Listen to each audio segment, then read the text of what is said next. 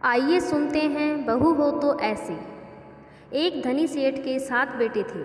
6 का विवाह हो चुका था। 7वीं बहू आई। वह सत्संगी माँ बाप की बेटी थी। बचपन से ही सत्संग में जाने से सत्संग के सुसंस्कार उसमें गहरे उतरे हुए थे। छोटी बहू ने देखा कि घर का सारा काम तो नौकर चाकर करते हैं, जेठानियाँ केवल खाना बनाती हैं, उसमें भी खटपट होती रहती है। बहू को सुसंस्कार मिले थे कि अपना काम समय करना चाहिए और प्रेम से मिलजुल कर रहना चाहिए। अपना काम समय करने से स्वास्थ्य बढ़िया रहता है। उसने उपाय खोज निकाला और सुबह जल्दी स्नान करके शुद्ध वस्त्र पहनकर पहले ही रसोई में जा बैठी। जेठानियों ने टोका, लेकिन फिर भी उसने बड़े प्रेम से रसोई बनाई और सबको प्रेम से भोजन कराया। सभी बड़े तृप्त व प्रसन्न हुए। दिन में सास छोटी बहू के पास जाकर बोली, बहू, तू सबसे छोटी है, तू रसोई क्यों बनाती है? तेरी 6 जेठानियाँ हैं। बहू बोली, माँ जी, कोई भूखा अतिथि घर आ जाए तो उसको आप भोजन क्यों कराते हो? बहू, शास्त्रों में लिखा है कि अतिथि भगवान का स्वरूप होता है। भोजन पाकर वह तृप्त होता है तो भोजन कराने वाले को बड़ा पुण्य मिलता है। माँ जी, अतिथि को भोजन कराने से पुण्य होता है तो क्या घर वालों को भोजन कराने से पाप होता है? अतिथि में भगवान का स्वरूप है तो घर के सभी लोग भी भगवान का स्वरूप हैं, क्योंकि भगवान का निवास तो जीव मात्र में है। और माँ जी, अन्न आपका, बर्तन आपके, सब चीज़ें आपकी हैं। मैं जरा सी मेहनत करके सब में भगवत भाव रख के रसोई बनाकर खिलाने की थोड़ी सी सेवा कर लूँ तो मुझे पुण्य होगा कि नहीं होगा? सब प्रेम से भोजन करके तृप्त होंगे, प्रसन्न होंगे तो कितना लाभ होगा। इसलिए माँ जी, आप रसोई मुझे बनाने दो।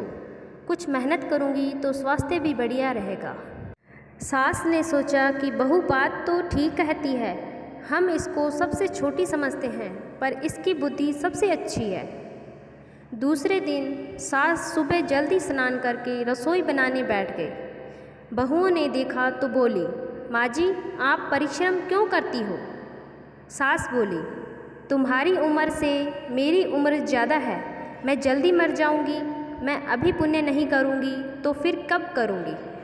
बहुएं बोली, माँ जी, इसमें पुण्य क्या है? यह तो घर का काम है। सास बोली, घर का काम करने से पाप होता है क्या? जब भूखे व्यक्तियों को, साधुओं को भोजन कराने से पुण्य होता है तो क्या घर वालों को भोजन कराने से पाप होता है?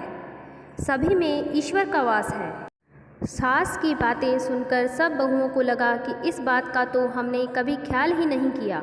यह युक्ति बहुत बढ़िया है। अब जो बहू पहले जग जाए वही रसोई बनाने बैठ जाए। छोटी बहू उत्साही थी। सोचा कि अब तो रोटी बनाने में चौथे दिन बारी आती है, फिर क्या किया जाए। घर में गेहूं पीसने की चक्की पड़ी थी। उसने उससे गेहूं पीसने शुरू कर दिए। मशीन की चक्की का आटा गरम गरम बोरी में भर देने से जल जाता है। उसकी रोटी स्वादिष्ट नहीं होती, लेकिन हाथ से पीसा गया आटा ठंडा और अधिक पौष्टिक होता है तथा उसकी रोटी भी स्वादिष्ट होती है। छोटी बहू ने गेहूं पीसकर उसकी रोटी बनाई तो सब कहने लगे कि आज तो रोटी का जायका बड़ा विलक्षण है। सास बोली, बहू, तू क्यों गेहूं पीसती है? अपने पास पैसों की कमी नहीं है। माँ जी, हाथ से गेहूं पीसने से व्यायाम हो जाता है और बीमारी नहीं आती। दूसरा, रसोई बनाने से भी ज़्यादा पुण्य गेहूं पीसने का है। सास और जेठानियों ने जब सुना तो लगा कि बहू ठीक कहती है। उन्होंने अपने अपने पतियों से कहा, घर में चक्की ले आओ, हम सब गेहूं पीसेंगी। रोजाना सभी जेठानियां चक्की में 2-2.5 सेर गेहूं पीसने लगी। अब छोटी बहू ने देखा कि घर में जूठे बर्तन मांजने के लिए नौकरानी आती है। अपने जूठे बर्तन हम समय साफ करने चाहिए, क्योंकि सब में ईश्वर है तो कोई दूसरा हमारा जूठा क्यों साफ करे। अगले दिन उसने सब बर्तन मांज दिए। सास बोली, बहू, विचार तो कर, बर्तन मांजने से तेरा गहना घिस जाएगा, कपड़े खराब हो जाएंगे। माँ जी, काम जितना छोटा उतना ही उसका महात्म्य ज़्यादा। दूसरे दिन सास बर्तन मांजने बैठ गई। उसको देख के सब बहुओं ने बर्तन मांजने शुरू कर दिए। घर में झाड़ू लगाने नौकर आता था। अब छोटी बहू ने सुबह जल्दी उठकर झाड़ू लगा दी। सास ने पूछा, बहू, झाड़ू तूने लगाई है? माँ जी आप मत पूछिए, आपको बोलती हूँ तो मेरे हाथ से काम चला जाता है। झाड़ू लगाने का काम तो नौकर का है, तू क्यों लगाती है? माँ जी रामायण में आता है कि वन में बड़े बड़े ऋषि मुनि रहते थे, लेकिन भगवान उनकी कुटिया में न जाकर पहले शबरी की कुटिया में गए, क्योंकि शबरी रोज चुपके से झाड़ू लगाती थी, पंपासर का रास्ता साफ करती थी कि कहीं आते जाते ऋषि मुनियों के पैरों में कंकड़ न चुभ जाएं। सास ने देखा कि यह छोटी बहू तो सबको लूट लेगी, क्योंकि यह सबका पुण्य अकेले ही ले लेती है। अब सास और सब बहुओं ने मिलकर झाड़ू लगानी शुरू कर दी। जिस घर में आपस में प्रेम होता है वहाँ लक्ष्मी बढ़ती है, और जहाँ कलह होता है वहाँ निर्धनता आती है। सेठ का तो धन दिनों दिन बढ़ने लगा।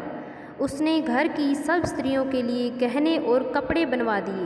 अब छोटी बहू ससुर से मिले गहने लेकर बड़ी जेठानी के पास गई और बोली, आपके बच्चे हैं, उनका विवाह करोगी तो गहने बनवाने पड़ेंगे। मेरे तो अभी कोई बच्चा है नहीं, इसलिए इन गहनों को आप रख लीजिए। गहने जेठानी को देकर बहू ने कुछ पैसे और कपड़े नौकरों में बांट दिए। सास ने देखा तो बोली, बहू यह तुम क्या करती हो?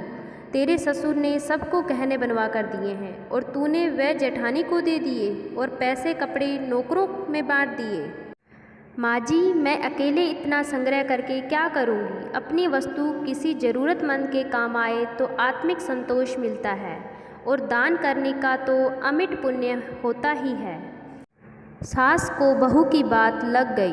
वह सेठ के पास जाकर बोली, मैं नौकरों में धोती साड़ी बांटूंगी और आसपास में जो गरीब परिवार रहते हैं उनके बच्चों की फीस में समय भरूंगी।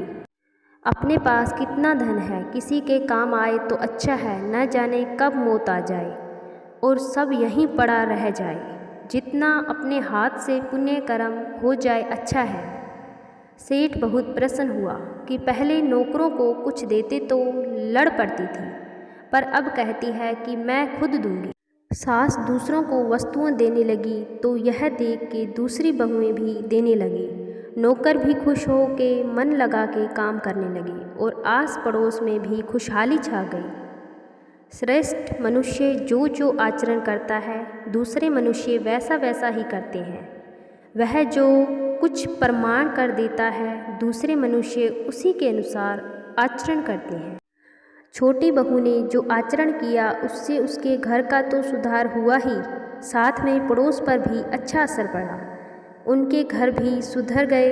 देने के भाव से आपस में प्रेम भाईचारा बढ़ गया। इस तरह बहू को सत्संग से मिली सूझबूझ ने उसके घर के साथ अनेक घरों को खुशहाल कर दिया। धन्यवाद।